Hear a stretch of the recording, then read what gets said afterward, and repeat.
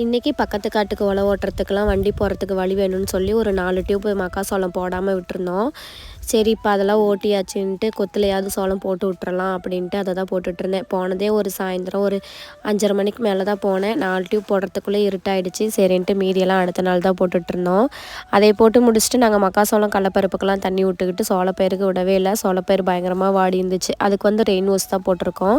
ஒரு 7 கேட்டு போல் திருப்பி போட்டுட்ருந்தேன். நாங்கள் தென்னம்பிள்ளைக்கு வந்து ஒரு வயலுக்கு டியூப்பு போட்டிருக்கோம். கேட் வால் போட்டு ஒரு வயலுக்கு போடவே இல்லை. ரெயின் வாஷில் பாயிற தண்ணியே போதும்னு சொல்லிட்டாங்க. அதனால அந்த டியூப்பு இழுத்து விடவே இல்லை. நான் சொல்லிகிட்டு இருந்தேன், தென்னம்பிள்ளையோட வேர் எப்படியும் ஒரு 3 அடியாச்சும் இருக்கும், எப்படி ரெயின் வாஷில் பாயிற தண்ணி அடியில் வரைக்கும் ஊறுன்னு. அதெல்லாம் ஊறிடும்னு சொல்லிகிட்டு இருந்தாங்க. டியூப்பு தான் இருக்குல்ல, இழுத்து விட்டுறலாம் அப்படின்னு சொன்னதுக்கு இதுவே போதும்னு சொல்லிட்டு இருந்தாங்க. அதுக்கு தான் சண்டை போட்டுட்ருந்தோம்.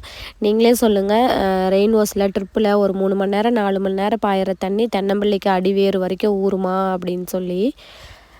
அதை முடிச்சுட்டு பெரியவனுக்கு வந்து ப்ராஜெக்ட் கொடுத்துருந்தாங்க. பண்டிகைகள் அப்படின்ற தலைப்பில் யூகேஜிக்கு தெர்மோக்கோலை வாங்கி பிரிண்ட்டு போட்டுட்டு வந்து கட் பண்ணி அதெல்லாம் ஒட்டி சிம்பிளாக செஞ்சு எப்படியோ கொடுத்து விட்டாச்சு.